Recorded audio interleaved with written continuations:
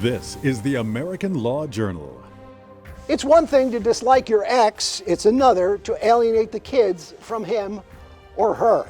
This week on the American Law Journal, hot topics in family law, from grandparents' rights to new divorce separation time guidelines to what it even means to be a parent in a court of law. But first, parental alienation syndrome is all the rage in child custody cases. It has its adherents and its detractors. Gina Passarella explains.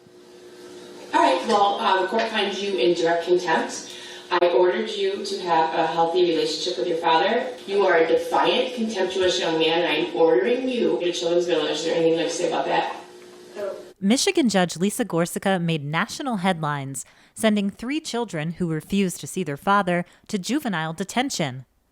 The court's primary concern is the best interest of these children. The decision was made so they could be put in a setting where they would not be emotionally manipulated and pressured to love one parent and hate the other. After 5 years and more than 100 pleadings, Gorsucha said she acted out of frustration. But one of the children testified he would not see his dad because he's violent and I saw him at Rebmann. A judicial commission suspended Gorsucha for misconduct.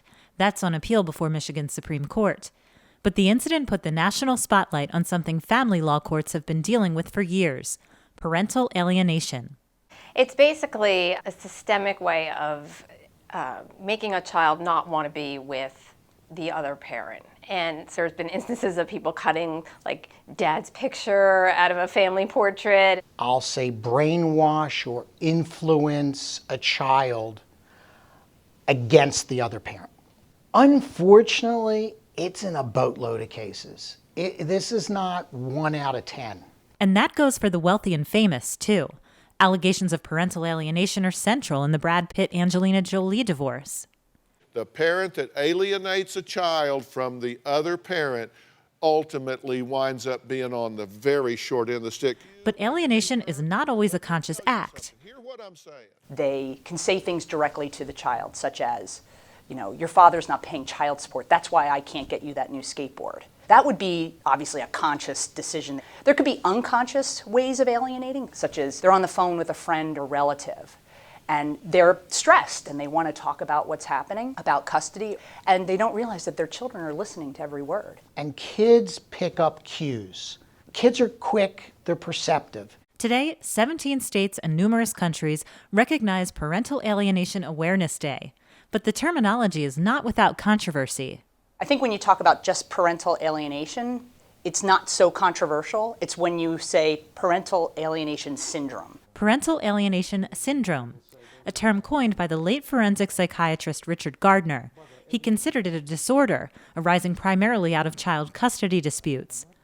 But the American Psychiatric Association does not specifically list it in its Manual of Mental Disorders.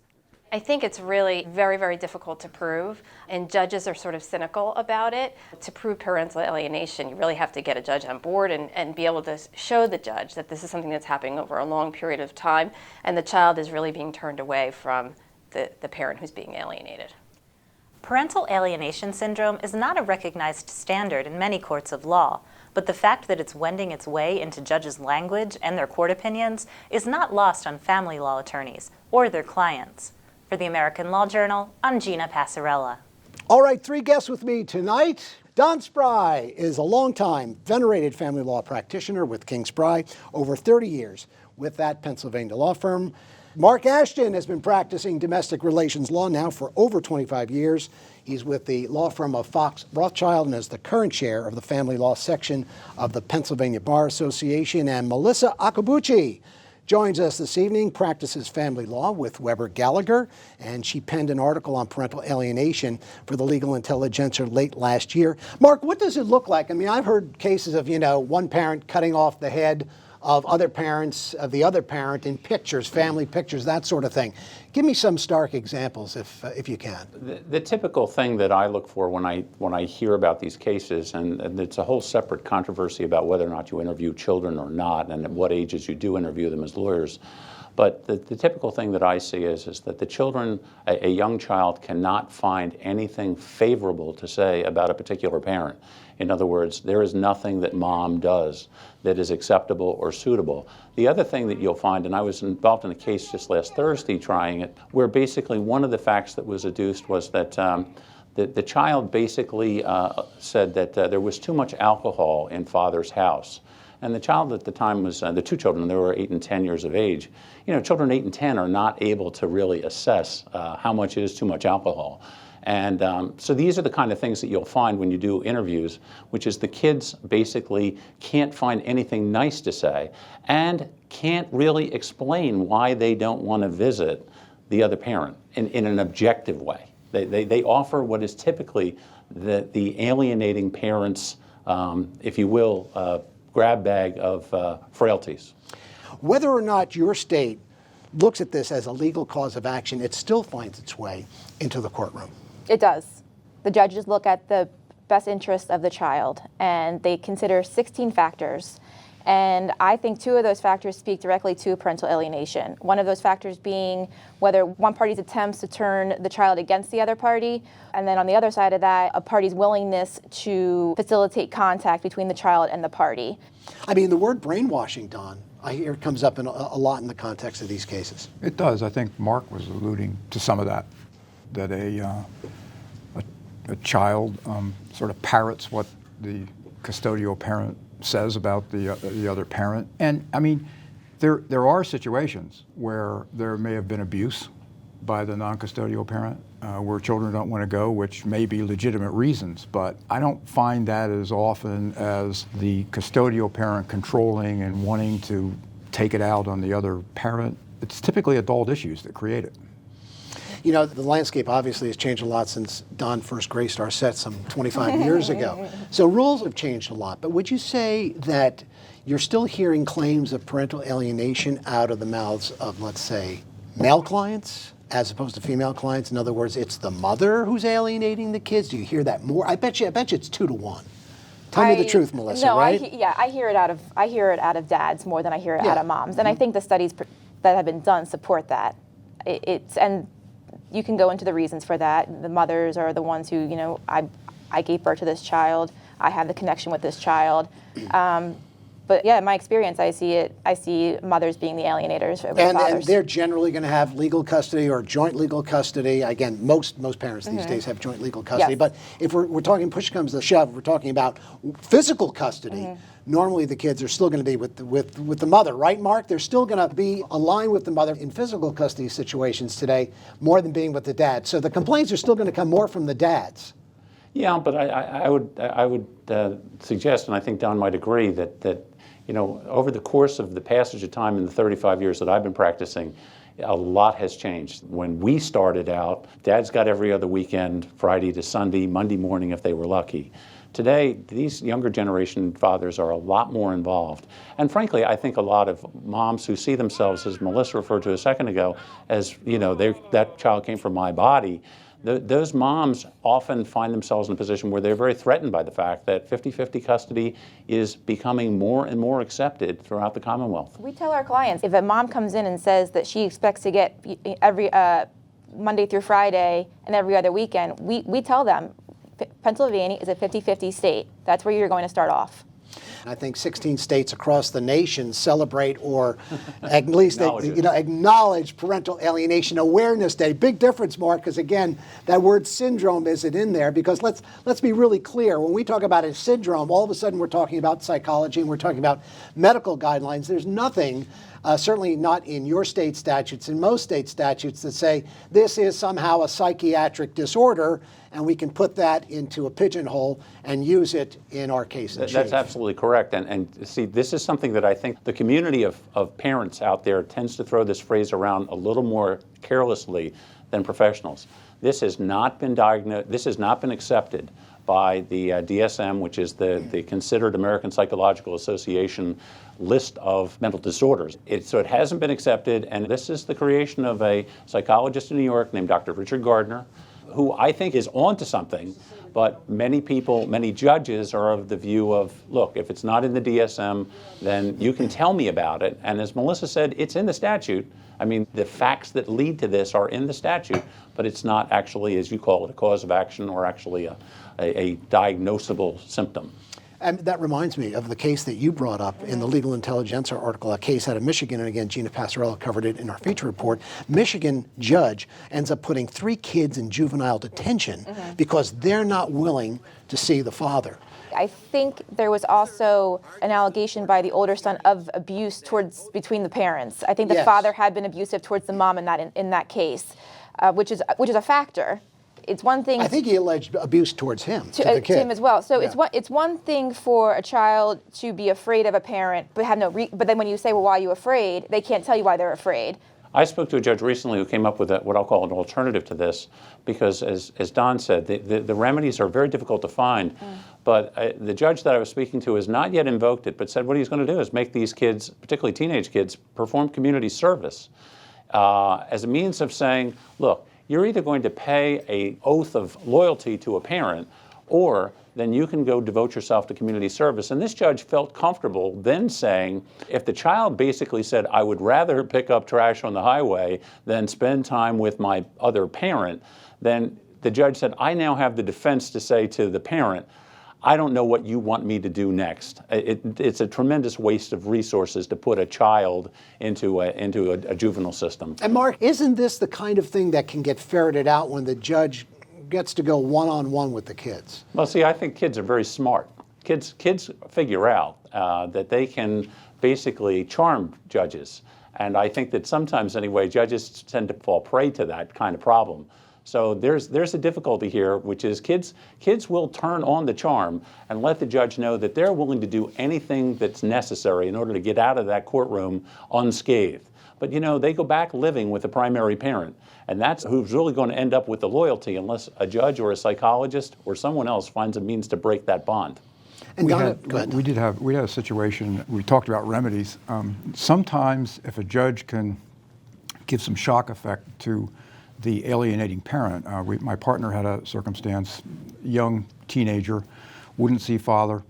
We were representing father, wouldn't see him. And we felt and tried to prove that it was because of the mother's alienation. The judge with the mother and the child in the courtroom said that he was going to declare the child dependent. And in that case, it worked. He started seeing his father, and there were no issues after he started seeing his father. So to Mark's point, it was exactly that situation where he didn't really have an issue with his father. He knew every night he had to go back home to his mother, and he wanted to please his mother. And if I could add to that, I know of another judge who just ordered 2 siblings and their father to participate in a weekend-long retreat almost with someone who was trained in alienation. And these are kids who have not spent an overnight with their father. In fact, they've been supervised. All visitations have been supervised. And now it's going to be a shock for them to spend a whole weekend, 48 hours with their father, with no contact with mother. And then the one child will now have to, after that, spend a week with the father alone. So courts can order that. Yes. Mm-hmm. And maybe not a bad idea, right? Let's try something. Let's take a quick look at what's happening, at least in Pennsylvania, and maybe other states across the country are moving in this direction. Most states have already moved in this direction. Mark Ashton, new changes when it comes to how long a couple is separated before they file for divorce, at least in your state. Yeah, it's exciting, and it took a long time to get here. Sure did. In 1980, Pennsylvania was one of the last 2 states to pass no-fault legislation. And one of the grounds was based on physical separation of the parties. And you can be physically separated in the same house as long as you are leaving what the court calls separate lives. In 1980, it required 3 years before you could get a no-fault divorce without the other side's consent. In 1988, we amended it to 2 years, and it took us until October 4th of this year to get that down to 1 year. It's a major game changer because one of the big problems, and what made divorce very expensive in Pennsylvania, and continues to, is the cost of, quote, waiting for that period to elapse. It's no longer productive, never was productive to pursue a fault divorce. So a lot of people would end up in a situation where they were waiting 2 years to then begin what was usually a 2 to 3 year process to finish the divorce. So this is exciting. And why wasn't it productive to pursue fault divorce? Just because of the time and he said, she said, and the cost? In 35 years, I prosecuted 1 fault divorce, which took us, by the time we finished all of the appeals of that divorce, we consumed what was then a 3-year period in terms of the appeals related to that fault divorce. And I ended up saying to the client it was a waste of her money to have prosecuted the thing. Never did it after that. Back in the 50s and 60s, Don, or the 50s and 40s, I would say they were all fault-based at that point. Well, they had it. I had the same. I had one, and the only reason I had it was because I represented the wife who the husband alleged adultery, so she defended it. But you know, you can get a no-fault divorce by signing 2 consents, or if somebody won't sign a consent, just going in and signing an affidavit. To get a fault divorce, you got to pay money for a trial. Right. So why would you do that? Right. So it's a long time coming, Melissa, but hallelujah, right? I agree. Again, for people wanting to get divorced. Coming up, what's happening with grandparents' rights, not only on the Eastern Seaboard, but across the country? Are they losing their rights? And why is a New York court redefining what it means to be a parent? We'll be back in a minute. This week's American Law Journal is made possible in part by Law Catalyst, video and film production for the legal profession. Go to lawcatalyst.com. Beatty, Sloan, and DeGenova, providing consumer protection in injury matters for over 30 years. Blank Rome, providing strategic advice for employers in today's workplace. And The Legal Intelligencer, an American lawyer media publication and the oldest law journal in the United States. Where one parent has control over the other when they see their child, their involvement in the upbringing, the morality of that child, the financial burden being put on one parent to the point of where we can't afford the attorneys to fight for their rights. When I was little, I wasn't allowed to see my father. As a 30-year-old, I'm just now dealing with all of that and trying to rekindle that relationship, but it's very difficult.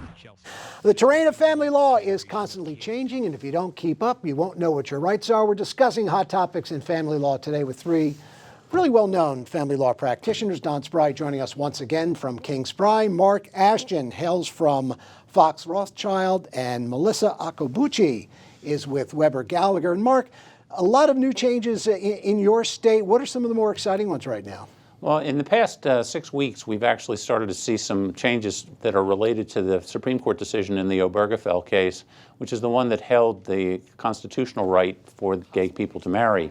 Pennsylvania originally issued an order in Philadelphia County that basically said that there was no right to divorce in a civil union or to terminate a civil union that had been brought in Vermont. In other words, this couple had formed their union in Vermont and one sued to terminate the relationship here. Pennsylvania courts initially at the trial court level said, no can do. We only divorce people who are married. But the Superior Court of Pennsylvania, in a decision by President Judge Gantman that came down just before Christmas, said that isn't going to be the policy of this Commonwealth. And also, I think, new developments regarding adoption? Yeah, a lot of people who were older and could not marry adopted each other, both as a means of forming a familial relationship. And basically, some of these people, now that they can get married, have actually filed to terminate their, if you will, familial relationship as adoptor and adoptee in order to form a marriage. And again, a Pittsburgh court had held that you can't do that, that once the adoption was completed, it was not going to be undone or revoked. And we have a decision that came down, I think it was December 28th, again the Superior Court holding that that isn't the case, that you can actually now revoke an adoption for purposes of getting married. Now, whether or not they follow through on that marriage, I think raises some interesting legal implications, but that's what the rule is as we sit here today. I think what the Superior Court's trying to do is to give some relief to same-sex marriage. In a marital circumstance, marital property is defined from the date that you marry until the date that you separate. You couldn't marry before the Supreme Court held that you could as a same-sex marriage. So you had many people that were living together for 10, 15 years, acquiring property, and then the Supreme Court says you can get married. So the date of marriage was a year ago. Okay, so I think that the Superior Court is looking for ways to make it fair. And I think that the case that Mark talked about with dissolution of a civil union is an example of a Superior Court trying to grasp reality. The other thing that I think is going to come down to Don's point, that you're seeing a lot of arguments being made in the gay community that essentially, let's say they were school teachers, well, we lived together for 15 years before we were permitted to get married under Pennsylvania law, so therefore the PSERS or the SERS pension that they were eligible for should count for that period of time. I think that's going to present a real legal problem because they aren't actually married. And of course, their argument is we weren't permitted to get married. Right. And that's going to be difficult to see how the courts parse through that. These decisions are a little easier. And that came down from the Superior Court, you're saying? Well, I'm saying to you that that has not been decided yet. That has not been decided, but I've started to hear people make what's called a tacking argument, which is let's tack on the time we were together. Okay, I thought that you guys had actually addressed that in your statement. Perhaps not. One thing you have addressed recently, and really across the country, where I think we're starting to see trends, grandparents' rights, in a word, are they being diminished vis-a-vis domestic relations, visitation, custody, etc.? Troxel is still law. It's still good law across the country. Grandparents still have rights, but aren't we seeing some diminution there? You could argue that. I think the other side of that is that the parents have a liberty interest to raise their children. So if two parents don't want the grandparents involved, they have that right. And that was the decision that came down on September 9th. The Supreme Court of Pennsylvania held that parts of the grandparent custody statute were unconstitutional because in that case, what happened was two parents had separated from each other and had been separated more than 6 months. Under the statute, the grandparents had standing in order to seek partial custody. But the Supreme Court said, no, the two parents, the actual biological parents, had joined in saying, we don't want the grandparents involved. And using Troxel and using Stanley versus Illinois as the basis, Supreme Court of Pennsylvania said that portion of the statute is unconstitutional. And you have two dissents from two of the justices, Wecht and Baer, saying, actually, we think there are more parts of the statute that may be unconstitutional. So we are starting to see a bit of a rollback here. And the legal community is starting to say, well, let's redraft some statutes to see if we can do it in a constitutional way. And I think some 18 states now are requiring some proof that the parent is unfit. What part does that play in your state statutes, Mark? Well, in order to seek an award of partial custody, we have straight standards that are there that involve residence or, as I said, until recently, the separation of parties or a divorce between them or the loss of a parent. That's really the standard that needs to be met for partial physical custody. And so we don't really have this kind of loose best interest analysis that you're seeing in some states like California that essentially let almost anyone get into the custody forum. What about visitation? What about grandparents are saying, I'm being denied visitation. I should have some quality time with them. Is it as easy today as it was 5 years ago? Or again, do you find that there's a little bit more resistance? Well, I think if you have standing. In other words, well, why wouldn't you as a grandparent? Well, it has to do with distance? I'm sorry. No, I think Mark alluded to it. There's certain ways that a grandparent can get visitation. That would be if the grandparent, if one of the parents is deceased, if the grandparent's child is deceased, or if there's a dissolution of the marriage. Those are two situations where a grandparent can have standing to ask for visitation. But short of that, they don't. They don't. Okay. But even, my experience with grandparent visitation is it's not the same as parent visitation. I mean, they may get a day or so a month. All judges are different, but you're not going to get the same type of partial custody or visitation that a parent would get. And I find that the courts tend to be deferential, particularly in a situation where the parents are united in saying that they really don't want the grandparents to be involved. A lot of deference is thrown in favor of the biological parents, or in some situations the adoptive parents, because the courts are not looking for a fight. And curiously, there's a statute that we think is going to be offered in the General Assembly that says that if you're a deployed soldier, you can assign your parental rights to a parent or a family member while you are actually deployed. Wow. Interesting controversy in its own right. Okay. So Melissa, if I got this right, then really, in most cases, if both parents say, we don't want grandparents X and Y seeing these kids under any circumstances, and we don't even have to give a good reason, other than the fact that both parents don't want to have them see these grandparents, courts are going to grant that. Well, sure. In custody cases, two parents rarely disagree. So when we have two parents who are on the same page about something, I think judges are going to give that some weight. They agree at least on this much. I think if you look at Troxel, which was a Supreme Court case, and you look at the Pennsylvania Supreme Court case, I think my view anyway is what those cases are saying is you need to respect the parents' rights to raise their children because they have a constitutional liberty interest in doing that. And Mark said roll back. I guess it could be termed rolling back parental rights or grandparental rights, anyway. Grandparent rights, Right. or just maybe, recognizing the rights that parents always had, which were being eroded. Right. But always secondary to best interest of the child, Yes. no? Okay. Well, Mark, you brought up something interesting a moment ago about what's going on in California. New York, the same thing. I find that we're getting some wildly broad definitions of what it means to be a parent today. Would all three of you care to weigh in on that? The thing that I'm seeing right now is that, people today are going through what I'm going to call multiple relationships. And when I say that, some of them are very stable, but some of them are not. So you often will find a biological parent who was not interested and seems to step out of the relationship, and then another adult individual living in the same household steps in and does become, the legal term I think you used a second ago, Chris, in loco parentis, literally in Latin, in the place of the parent. And these people now are asserting their legal rights, and this sort of invites a lot of people to play in this forum. And I think if I'm a judge, I'm a little bit frightened of the fact that how many different litigants can I have, and how do I allocate all of the time between them? And it used to be that if you didn't have a biological connection, you weren't a parent unless adoption was involved. But today, Melissa, that no longer stands true. No, that no longer stands true, unless, of course, they don't want that connection when the parent is going after them for support. Yeah, and there's an interesting case, Melissa alluded to it, interesting case that came down this year that basically said, if you're one of those people that wants to wade in on this custody business, and in this case, the person who was a third party who actually asserted a demand for primary custody, the Superior Court ruled, get ready for the fact that you will be paying support. It also raises the question of how many people can be paying support to a child? Right. Different program, right? Exactly. I want to thank my three guests for joining us tonight. Don Spry, hailing from the law firm of King Spry, over 30 years in practice. Mark Ashton with Fox Rothschild in Center City, Philadelphia, the current chair of the family law section for the State Bar Association in Pennsylvania. And Melissa Akabuchi with Weber Gallagher. Thanks one and all. Thank you for joining us until next Monday night. Case closed.